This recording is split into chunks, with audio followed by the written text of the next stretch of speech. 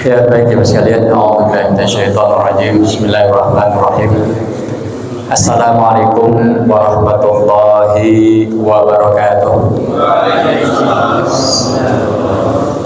Alhamdulillah, salatu wassalamu ala Rasulillah. Nahmaduhu wa nasta'inu wa nastaghfiruh wa natubu ilaih. Wa na'udzu billahi min shururi anfusina wa min sayyiati a'malina. May yahdihillahu fala mudilla lahu wa may yudlilhu fala hadiya lahu. Asyhadu an la ilaha illallah wahdahu la syarika lahu wa asyhadu anna Muhammadan abduhu wa rasuluh. Allahumma shalli wa sallim ala nabiyyina wa habibina wa maulana Muhammadin wa ala alihi wa sahbihi ajma'in, amma ba'd. Faqad qala Allah Ta'ala fi kitabihil karim wa huwa asdaqul qa'ilin. A'udzu billahi minasyaitonir rajim. Bismillahirrahmanirrahim. Ya ayyuhalladzina amanu taqullaha haqqa tuqatih wa la tamutunna illa wa antum muslimun.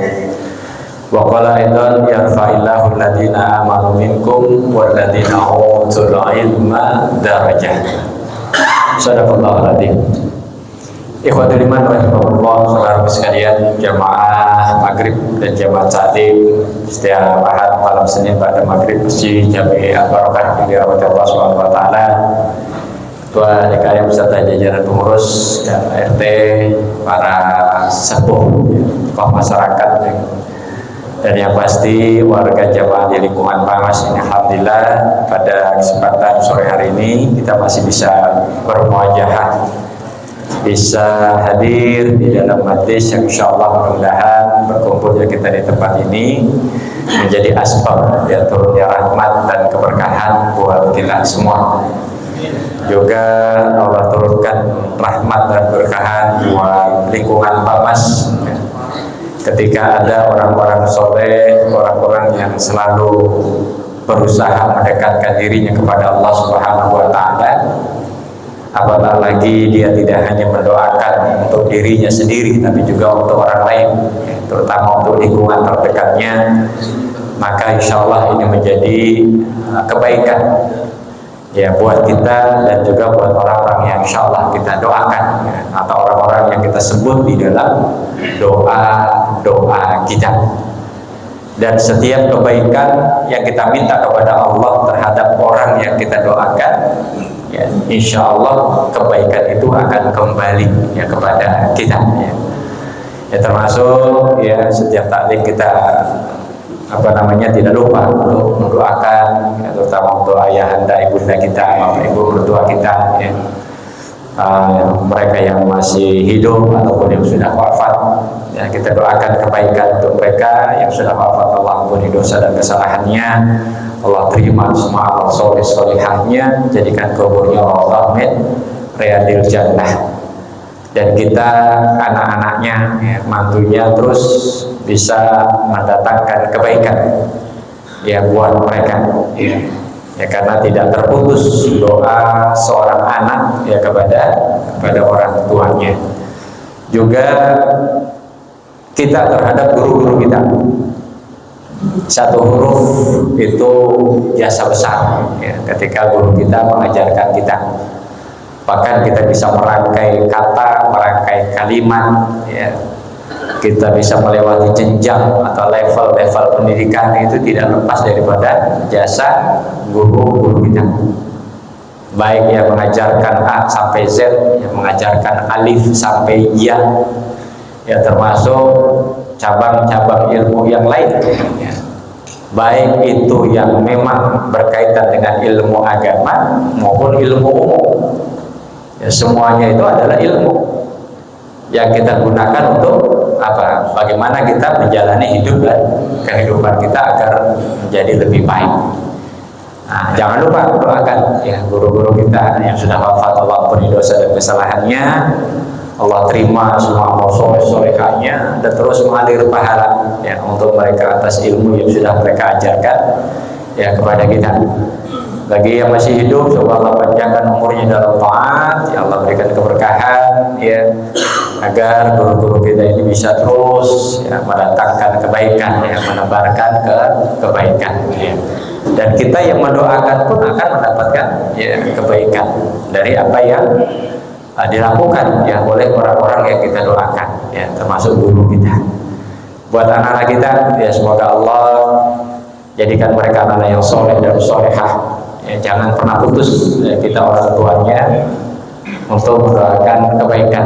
Ya, bahkan kalaupun marah, ya orang tua marah kepada anaknya, jangan sekali-kali keluar kata-kata sumpah serapah, kata-kata cacian, kata-kata makian, ya, tapi keluarkanlah kata-kata yang mengandung doa untuk kebaikan. Ya, sebagaimana ibunda dari Imam Besar Masjidil Haram, Syekh As-Sudais, ya, ibunya marah, tidak keluar lisan dari ibunya kecuali doa, ya, agar anaknya ini menjadi imam besar di Masjidil Haram, dan Allah kabul ya apa yang disampaikan, apa yang menjadi amarah dari sang bunda ya kepada sang anak ya. Kemudian buat saudara-saudara kita yang mewakafkan harta, ilmu, pikiran, tenaga, waktu, ya semuanya untuk bisa memakmurkan masjid ini, ya kita yang bisa merasakan kebaikan, kenikmatan ya dengan hadir di majlis ini, ya di majlis itu, di masjid ini, nggak bisa membalas dengan materi, ya, tapi apa yang bisa kita lakukan dengan doa. Ya, semoga Allah Subhanahu wa taala membalas dengan yang lebih baik. Ya, siapa orang yang membangun masjid ya sekecil apapun walaupun cuma sebesar sarang burung, ya maka Allah akan buatkan istana baginya nanti di surga. Nah, ini doa kita. Ya, kita hanya bisa doa ya untuk siapapun orang-orang baik yang sudah mendedikasikan ya hartanya, ilmunya, pikiran, tenaganya untuk masjid ini. Kemudian kita doakan buat saudara-saudara kita yang sedang sakit ya, di rumah maupun di rumah sakit. Ya, doa untuk kesembuhan, kesabaran, ya, kemurahan rezeki agar bisa mendapatkan perawatan kesehatan yang lebih baik. Ya, mungkin kita nggak bisa membantu dengan obat, ya, kita nggak bisa membantu dengan uang, ya. Tetapi setidak-tidaknya kita bisa menunjukkan kepedulian kita, perhatian kita dengan doa. Ya, kalaupun kita tahu siapa yang sakit, sebutkan namanya. Ya, kalaupun kita tidak tahu, kita bisa generalisir. Ya, pokoknya siapapun saudara-saudara kita, kerabat kita yang sedang sakit, ya semoga Allah angkat penyakitnya. Jadikan penyakitnya itu sebagai la ba'sa tahurun insyaallah. Ya, sebagai pembersih ya atas segala dosa dan kesalahan ya. Kemudian untuk saudara-saudara kita yang mencari nafkah ya, ujian cobaan dalam hidup, tempat kerja ya, udah bidang usaha, nah, itu udah pasti ya. Apa yang bisa kita lakukan buat mereka ya, ngasih modal, mungkin juga kita sedang susah ya, tetapi setidaknya dengan doa kita mohon pada Allah Subhanahu wa taala ya agar saudara-saudara kita yang sedang diuji ya dalam urusan harta, dalam urusan pekerjaan ya, semoga Allah Subhanahu wa taala mengganti apa yang hilang ya, menambahkan lagi pintu-pintu rezeki yang kurang ya, agar rezekinya semakin banyak ya, semakin berlimpah ya. Juga saudara-saudara kita yang masih berat langkah kakinya ke masjid ya, hadir di masjid itu sholat berjamaah, di musola sholat jamaah, hadir di majelis ilmu ya, Allah yang maha kuasa membolak-balikan hati manusia ya, kita mohon pada Allah SWT agar diringankan langkah kaki ya saudara-saudara kita yang masih berat untuk ke masjid ya, ibarat semut dengan gula. Masjid ini gula manis ya, tapi ternyata ada semut yang nggak mau mendekati gula ya, kurang apa ya, pengurus kita menyiapkan iftarnya, sahurnya, sarapan paginya untuk rencana program ke depan setiap Sabtu subuh setiap Ahad subuh misalnya. Ini kan sudah luar biasa ya. Kita nggak semua masjid ya punya program seperti itu. Nah, harapan kita nih supaya apa? Supaya orang yang mau datang sholat ke masjid semakin bertambah ya. Tidak ada yang melarang siapapun yang mau sholat di tempat ini ya, siapapun yang mau ngaji di tempat ini ya. Jadi kalau masih ada orang yang merasa ya khawatirnya itu hanya berangkat dari prasangka, Pak. Nah ini yang saya khawatirkan. Itu kan cuma buat pengurus doang. Nah ini bahaya. Ya, belum masuk, belum menyelami, belum nanya, ya, tapi pikirannya sudah negatif thinking. Itu kan cuma pengurus doang yang enak, pengurus doang yang makan. Tidak. Ya, semuanya yang dikelola di masjid ini, ya apalagi kan sumbernya dari kita untuk kita, dari jamaah untuk jamaah. Nah, jadi jangan sampai ya warga Bamas khususnya ada pikiran-pikiran yang seolah-olah masjid ini eksklusif gitu. Ya, hanya untuk kesejahteraan pengurus. Jadi kita berharap bahwa ya bahkan ketua bilang kalau perlu sehari 3 kali makan kan gitu. Masjid makan ya seperti di Al-Falah Sragen, Masjid Sejuta Pemuda. Nah, itu sudah bisa. Ya, sehari 3 kali makan. Ya, bukan cuma subuh doang, bukan cuma Senin Kamis doang. Ya. Nah, untuk bisa seperti itu ya siapa? Ya kita. Ya. Jadi jangan orang yang berangkat dari a priori antipati, ya udah nggak mau ke masjid nyebarin hal-hal yang padahal dia belum pernah datang, belum pernah hadir. Nah jangan sampai ya, itu justru menjadi penghalang. Ya cari tahu dulu, ya nyebur dulu ibarat orang ya mau lihat ini kolom panjang dalam apa kagak kan gitu. Ya jajaki dulu ya. Apalagi ini diajak makan, Pak, diajak sarapan.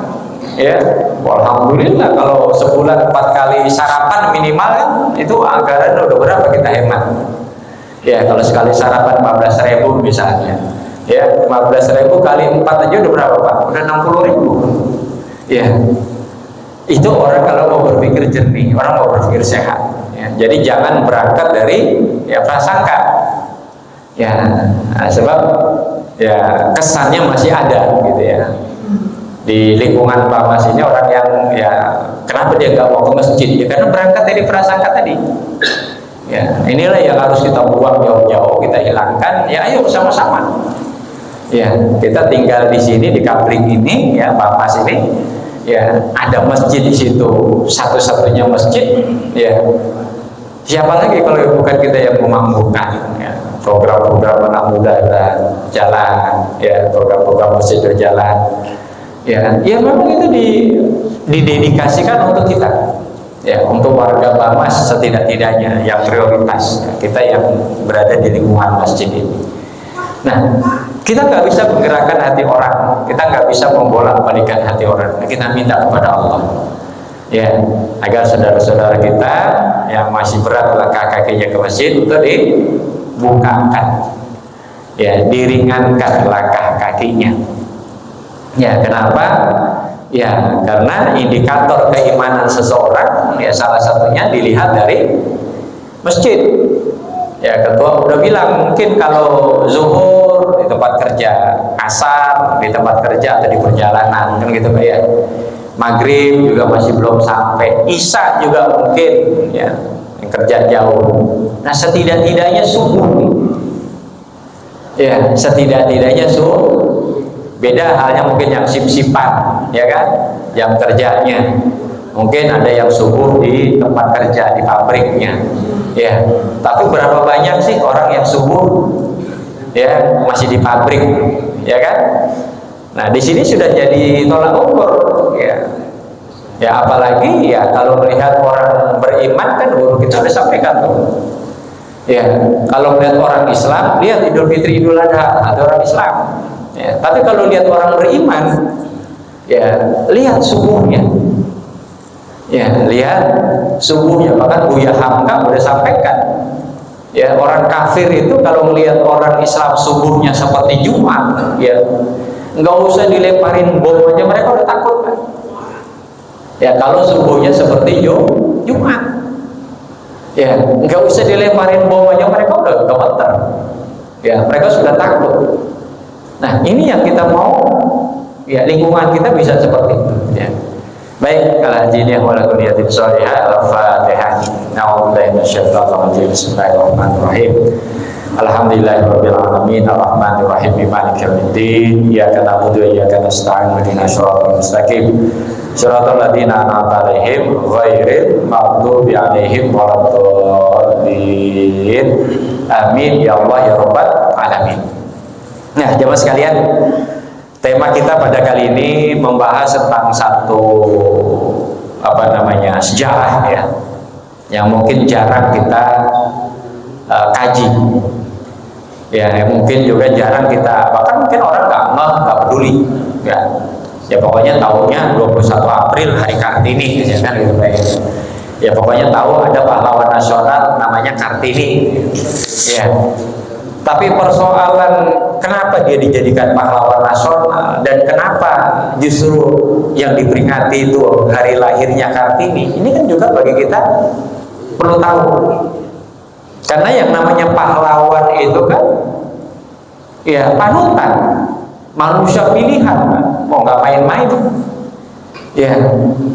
Ketika Bung Karno menetapkan ya berdasarkan Kepresnya tahun 1964, 21 April ditetapkan sebagai hari Kartini, berarti kan ada alasan di situ ya.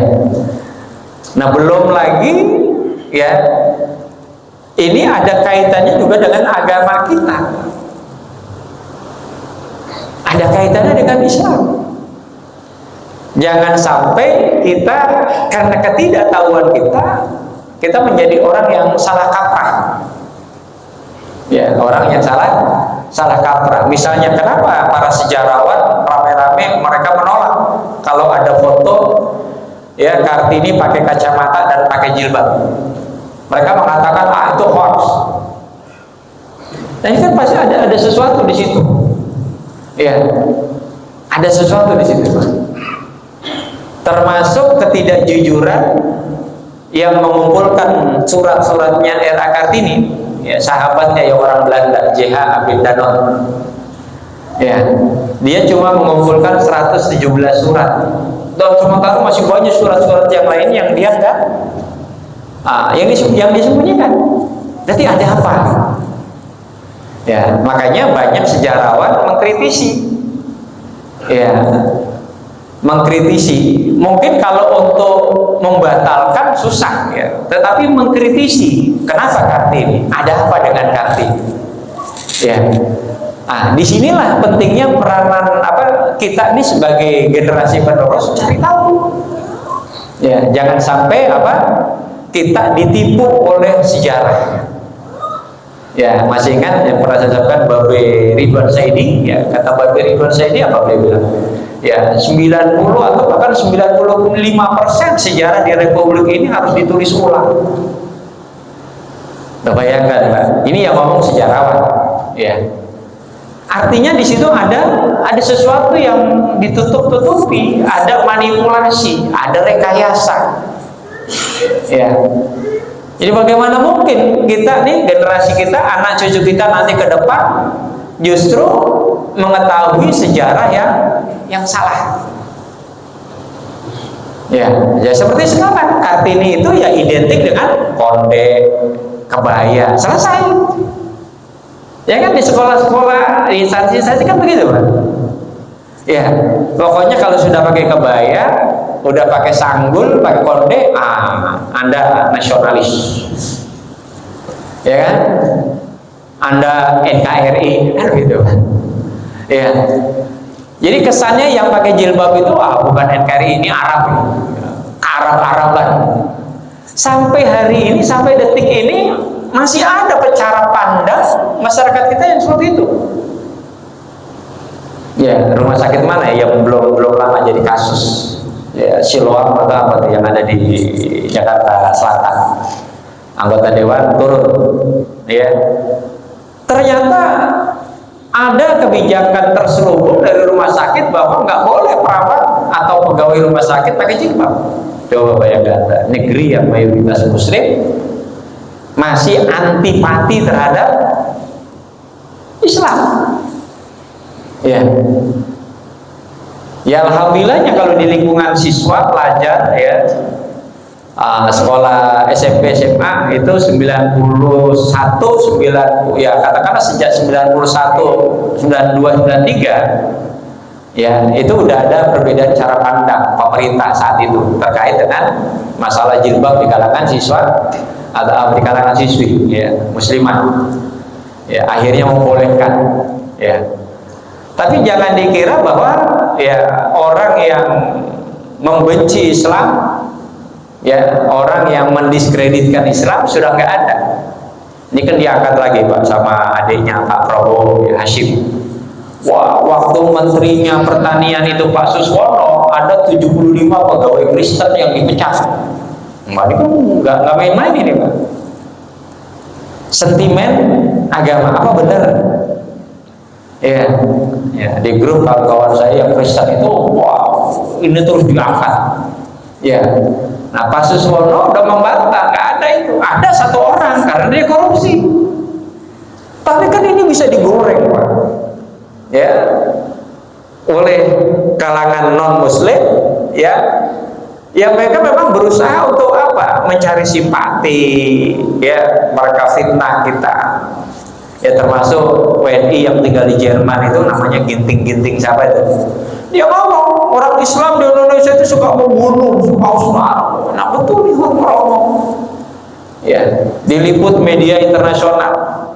Kalau sekiranya orang Islam di Indonesia seperti yang digambarkan, nggak ada orang kafir di negeri ini, kan begitu Pak? Nah jadi ternyata jamaah sekalian, ya sentimen anti-Islam atau Islamofobia itu masih ada.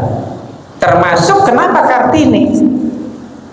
Ya, jadi Bung Karno ketika menetapkan Kartini, ya ada motif, gitu. Ada motif yang dimunculkan. Kartini lebih dikenal di Eropa. Ya, Kartini tidak terlalu menonjolkan keislaman, bahkan yang lebih menonjol itu dari buku yang terbit terang lebih pada apa? Paham pluralisme agama. Ya, karena Kartini mengatakan apa? Semua agama benar, semua agama sama. Oh, hati-hati banget. Jadi mengidolakan pahlawan itu juga kita mesti tahu, mesti lihat. Ini bagaimana? Apa patut kita jadikan pahlawan? Ya, kalau misalnya, ya ada pernyataan seperti itu, semua agama benar, semua agama sama, gitu. Ya, bahkan beliau ini sangat benci kepada poligami, kan? Ya, sekalipun ayahnya istrinya banyak, bahkan beliau sendiri istri ketiga atau bahkan ada yang mengatakan istri keempat. Jadi ada hal-hal yang kontradiksi di sini. Tapi yang dimunculkan apa? Yaitu tadi sentimen anti-Islam. Ya, sentimen anti-Islam. Sekarang di Afghanistan, ya orang-orang Barat yang nggak suka kepada Islam, mereka mengatakan wanita-wanita di Afghanistan terkungkung. Wanita Islam di Afghanistan mereka nggak merdeka, ruang geraknya dipersempit. Itu pun yang mereka tuduhkan terus. Ya, sejak Amerika hengkang dari Afghanistan. Ya kenapa? Ya karena itu propaganda mereka, ya mencari simpati dan membuat orang benci kepada Islam. Ini yang harus kita hati-hati. Ya, jadi akan selalu ada gitu. Ya. Orang-orang yang ya kalau dalam bahasa kita ya pengkhianat, ya, orang Islam tapi benci kepada syariat Islam. Nah, di sini masalahnya. Ya, jadi jamaah sekalian, satu hal yang kita belajar dari Kartini, ya. Beliau ini ngaji sama Kiai Muhammad Soleh Darat tahun 1900-an, ya. Sampai 1900 sampai 1903. Nah, Kiai Haji Muhammad Soleh Darat ini gurunya siapa? Pendiri Muhammadiyah dan pendiri NU. Ya, jadi Kiai Haji Muhammad Soleh Darat ini adalah guru dari 3 tokoh besar. Ya. Siapa? Muhammad Darwis. Ya, Muhammad Darwis itu nama lain dari Kiai Haji Ahmad Dahlan. Ya. Terus Hasyim Asy'ari, yang kemudian beliau sebagai pendiri Nahdlatul Ulama 1926, ya Muhammadiyah 1912, ya. Nah, jadi bukan orang sembarangan ya. Ya cuma memang Kiai Haji Hashim Asy'ari, Kiai Haji Ahmad Dahlan berguru nyantri ya di Semarang ya bersama Kiai Haji Muhammad Soleh Darat ya 8 tahun lah paling tidak mereka belajar. Nah kalau Kartini ini belajarnya cuma 2 tahun, itu pun Kartini nggak nyantri Pak Kiainya datang ke kantor Bupati Rembang, Bupati Jepara ya, dengan orang tuanya Kartini Jepara ya, baru kemudian setelah usia 24 tahun menikah dengan Bupati Rembang ya, 1 tahun menikah, lahir anak pertama, meninggal. Jadi masih muda Pak, 25 tahun umurnya ya. Ini yang kita ambil pelajaran dari sini, ambil positifnya. Seorang yang masih 25 tahun tapi dia sudah jadi pahlawan nasional. Loh, kalau dikatakan pahlawan nasional wanita termuda ya Kartini, pahlawan nasional ya 25 tahun. Tapi kalau dia ditanya pahlawan nasional laki-laki dan perempuan termuda, nah, siapa Pak? Ada yang tahu? Nah, ini pentingnya belajar sejarah kita ya. Siapa? Pahlawan nasional termuda, jadi tidak dibedakan dari jenis kelamin ya. Pernah dengar Pak Daan Mogot? Nah, Daan Mogot Bapak kalau dari bandara tuh dari arah Tangerang ya, jalan Daan Mogot. Nah Daan Mogot itu ketika gugur perang ya dengan Belanda Januari 45 itu usianya 17 tahun. Jadi Daan Mogot yang paling muda, pahlawan nasional ya. Ada lagi Robert Walter Moginsidi 26 tahun ya, usianya 26 tahun. Pierre Tendean, nah kalau Pierre Tendean 26 tahun tapi bukan pahlawan nasional, pahlawan revolusi ya. Bagaimana dengan Ade Irma Suryani Nasution, pahlawan nasional atau pahlawan revolusi ya? Nah, kan beda tuh, pahlawan nasional dengan pahlawan revolusi kan beda ya, karena terkait dengan peristiwa tertentu ya. Pahlawan revolusi era 65-an ya, PKI, keganasan PKI ya, termasuk di situ Pierre Tendean ya, Karel Sasmitubun. Nah, yang paling muda ya Ade Irma 5 tahun ya, ditetapkan sebagai pahlawan revolusi. Jadi berbeda tuh ya dengan pahlawan nasional. Nah Kartini termasuk yang wanita, pahlawan nasional wanita yang paling muda.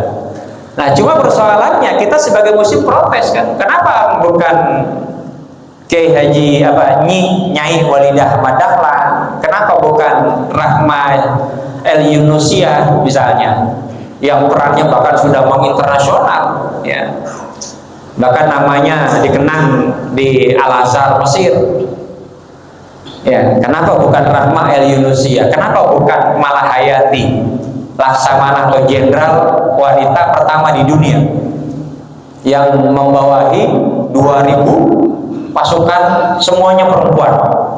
Mau nggak hebat itu ya, di laut jadi jenderal, punya pasukan Inong Bale itu namanya, itu ada 2000 pasukan.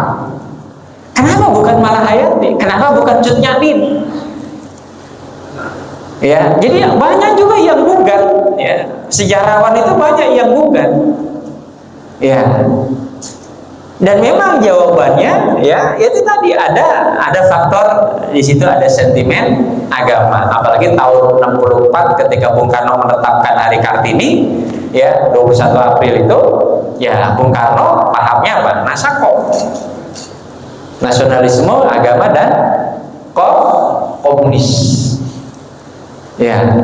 Beliau lebih cinta, lebih care dengan komunisnya daripada agama, daripada Islam ya. Bahkan beliau sangat memusuhi ulama saat itu. Pokoknya ulama yang mengkritik dia penjara aja ya.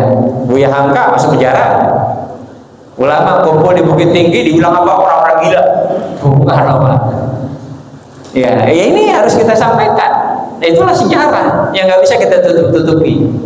Ya. Jadi seseorang bertindak, seseorang mengambil keputusan, ya itu bisa saja ya dari catatan sejarah. Oh pantas, oh wajar. Ya. Nah termasuk ketika Bung Karno lebih memilih Kartini daripada pahlawan-pahlawan yang notabene ya perjuangannya lebih berdarah-darah, lebih heroik ya dari Kartini. Nah kenapa bisa begitu? Nah ini ada banyak faktor ya mas sekalian. Ya. Ya sebelum masuk ke situ, nah ini kita belajar dari Kartini ketika beliau ngaji surat Fatihah kepada Kiai Soleh Darat. Ya, jadi beliau ini menulis surat pada sahabatnya. Saya ini kan bukan orang Arab. Saya mau belajar Quran yang saya mau ngerti, saya mau pahami. Ya akhirnya apa? Ya beliau minta tolong sama gurunya. Kiai tidak bisa. Ya Kiai menerjemahkan Fatihah ini dengan bahasa Jawa. Nah ini salah satu jasa besarnya beliau. Ya. Nah, jadi dengan dorongan itu dari Kartini, ya Kiai Haji Soleh Darat akhirnya beliau perlahan tuh nyusun. Ya terjemahan surat terjemahan Al-Quran ya bahkan sampai 30 juz dikabarkan. Ya waktu berinteraksi dengan Kartini itu masih juz pertama. Ya akhirnya Pak Kiai menekuni menerjemahkan Al-Quran ini dengan bahasa Jawa. Bahasanya Jawa tapi tulisannya tetap Arab, Pak. Nah ini uniknya. Ya Arab pegon atau pegon. Ya kayak kita Melayu Arab. Nah ini tulisan huruf Arab tapi bahasa Jawa.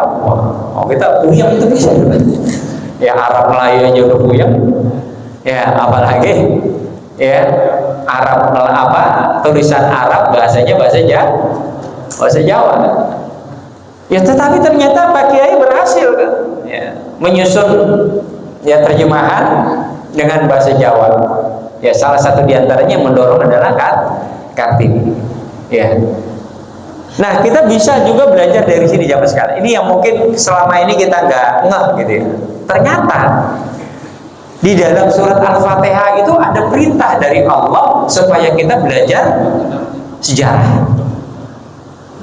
Ya, ini banyak yang nggak ngeh. Ya, kita sering baca Fatihah 17 kali dalam sholat kan. Ya, minimal 17 kali sholat fardu. Belum sholat sunnahnya. Ya. Di mana kita menemukan bahwa Fatihah ini ya secara tidak langsung Allah perintahkan kita untuk belajar sejarah. Ya. Nah inilah pemikiran-pemikiran cemerlangnya Kartini itu ya dia cerdas ya karena memang anak bupati ya bahkan diundang guru privat Pak. Guru privat bahasa Belanda ya termasuk Kiai Soleh Darat itu datang ke rumah ayahnya bupati Jepara ya karena ayahnya peduli ya punya uang sudah gurunya yang datang ke rumah ya. Beda halnya tadi ya Kiai Haji Hasyim Asy'ari dengan Kiai Haji Ahmad Dahlan ya beliau nyantri ya kalau Kartini enggak gurunya yang datang ke rumah. Nah itulah mulai guru privat itu ya sejak itu ya diundang orang Belanda ngajarin Kartini bahasa Belanda ya barulah dari situ dia suka berkirim surat kepada sahabatnya di Belanda ya, J.H. Bendanon yang membukukan surat-suratnya itu. Nah di antara yang mendorong dia waktu itu ya ini ketika dia belajar surah Fatihah ya dengan sabar gurunya menjelaskan ya dengan bahasa Jawa yang halus ya kromo inggil orang bilang ya.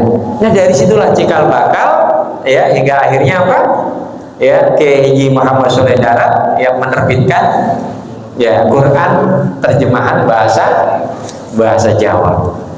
Nah kita baca di dalam Al-Quran Fatihah ihdinas siratal mustaqim siratal ladzina an'amta 'alaihim ghairil maghdubi 'alaihim waladdallin. Disinilah perintah Allah supaya kita belajar sejarah itu di sini. Ya. Kita baca Fatihah tapi kita nggak tahu siapa orang-orang yang telah diberi nikmat. Ya kan nggak ada pengaruh kita, nggak ada motivasi buat kita kalau begitu. Kalau kita nggak mau tahu dan nggak cari tahu, Ya, pokoknya saya baca aja. Nah, itu jangan-jangan kita selama ini seperti itu, nggak mikir, jadi nggak mendorong Fatihah ini membuat kita berpikir. Nah, ini masalah. Ya, harusnya Quran itu mendorong kita untuk berpikir. Afala taqilun, afala yatafakkarun, afala yatadabbarun. Itu kan perintah kita untuk berpikir. Bahkan wahyu pertama, Iqra bismi rabbikal ladzi khalaq. Membaca itu supaya kita mikir. Ya, di sini kelemahan kita, Pak. Sampai hari ini. Ya, ada beberapa versi ya, minat baca rakyat Indonesia itu nomor 62 dari 70 negara. Bayangkan. Ya, nomor 62 dari 70 negara. Itu versi pertama. Versi kedua ada yang mengatakan nomor 35 dari 102 negara. Ya. Kita masih kalah dengan Singapura, Pak. Nomor 3 kita di ASEAN, Singapura nomor 1. Ini aja sudah membuat kita malu sebenarnya, membuat kita tertampar gitu. Ya makanya kita, anak-anak kita sering ketinggalan, nggak mampu bersaing. Ya, karena itu tadi semangat membacanya rendah. Ya makanya Bapak kalau punya anak malas membaca, wah bahaya itu, Pak. Ya, mungkin bapaknya masa bodoh. Udah urusan sekolah urusan lo, gua mau tahu, yang penting SPP lancar gitu kan. Orang tua sekarang berpikirnya begitu. Orang tua nggak mau tahu anaknya ini dalam bulan ini dia baca buku apa, ya. Bahkan untuk membelikan buku juga berat, kan gitu, Pak. Di sini masalah kita, ya. Sehingga anak kita ya kalah bersaing kalau dengan anak-anak Cina, Pak. Cina, Jepang, ya Finlandia, Norway, ya itu mereka masuk perpustakaan berebut. Pertama kali perpustakaan dibuka, berebut mereka. Pengen tempat yang nyaman.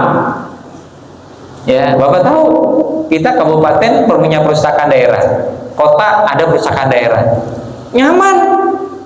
Kalau kabupaten saya belum pernah masuk, tapi kota Pak, itu perpustakaan daerahnya nyaman, kursinya empuk, adem di dalam.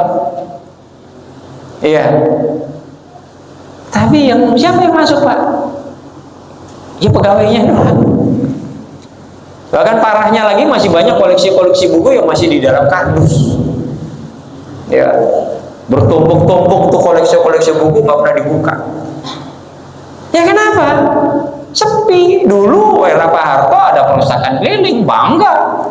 Ya anak-anak nungguin, kangen itu sama bis atau mobil apa gitu ya, sejenis Hiace gitu ya, Toyota Hiace ya, perpustakaan keliling, berebut anak-anak, berbondong-bondong. Sekarang Pak, pada kemana itu mobil? Ini udah jadi tanda, ya. Makanya kalau minat bacanya rendah, bahaya, ya. Anak-anak kita nggak akan mampu survive nanti bersaing dengan anak-anak dari negara lainnya. Kita dengan Singapura saja, ya kita nomor 3, Singapura nomor 1 dalam urusan membaca. Ya, baik. Jadi jamaah sekalian, dari sini kita belajar, ya dari Fatihah. Ya karena Kartini belajar mulai dari Fatihah, perlahan. Ya tapi saya, ya beliau belajar Islam dengan Kiai Soleh Darat nggak lama. Ya, tapi ingat Pak, Kiai R.A. Kartini ibunya itu ya anaknya Kiai. Ibu Ngasirah itu anak Kiai. Makanya sebelum Kartini belajar Islam sama Kiai Soleh Darat, ya ibundanya lah yang ngajarin. Ya. Cuma yang aneh Pak di keluarga ini, ya itu Ibu Ngasirah kan bukan bangsawan. Sementara aturan saat itu bangsawan harus nikah dengan bangsawan. Itu aturan kolonial saat itu. Makanya keberadaan Ibu Ngasirah nggak dianggap, nggak terlalu punya peran. Bahkan sama suaminya saja Ibu Ngasirah itu nunduk-nunduk Pak, kayak kaum alit dengan kaum bangsawan. Ibunya manggil anak-anaknya siapa? Ndoro. Bisa dibayangkan situasi saat itu. Ya, seorang ibu manggil anaknya Ndoro. Anak-anaknya bukan manggil ibu, manggilnya Iu. Bagaimana Kartini nggak berontak? Kok kayak gini lingkungan saya tinggal, tempat hidup saya seperti itu. Ya, dia pengen, saya nggak mau wanita bodoh di negeri ini. Akhirnya beliau ya mendorong kepada ayahnya, ya minta izin untuk kuliah ke Belanda. Ya, pengen bikin sekolah, tapi beliau wafat belum kesampaian. Dan belajar atau studi di Belanda beliau nggak jadi. Ya, karena ya tadi keburu nikah dan wafat. Ya, nah itu catatan sejarahnya begitu Pak. Ya, baik. Nanti kita akan lagi satu sesi terkait ini, ya karena ini penting ya buat kita. Ya, jangan sampai kita menjadi orang yang masa bodoh tadi. Ya, nggak mau tahu, nggak mau cari tahu, nggak peduli. Ya, akhirnya apa? Ya salah persepsi ya tentang sesuatu.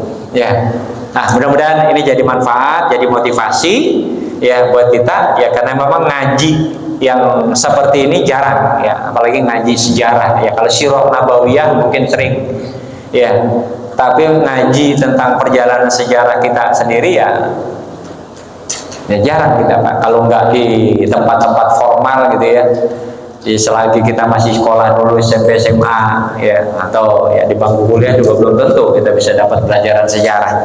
Nah makanya mudah-mudahan ini jadi motivasi kita ya untuk keingintahuan yang lebih ya, supaya apa ya supaya kita tidak dibohongi oleh sejarah ya, karena ternyata 90% setidak-tidaknya sejarah di Republik ini ya harus ditulis ulang.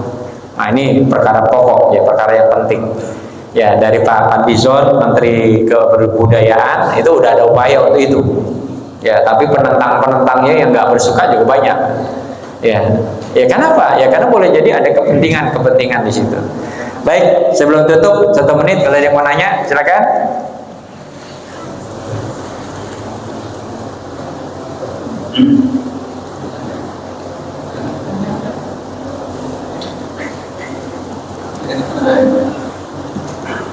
Cukup ya, baik, mudah-mudahan jadi manfaat ya, jadi wawasan sakofah Islamiyah ya, wawasan keislaman kita ya, karena Quran itu ya bukan hanya 25% Pak, 30% setidaknya paling sedikit itu isinya tentang sejarah.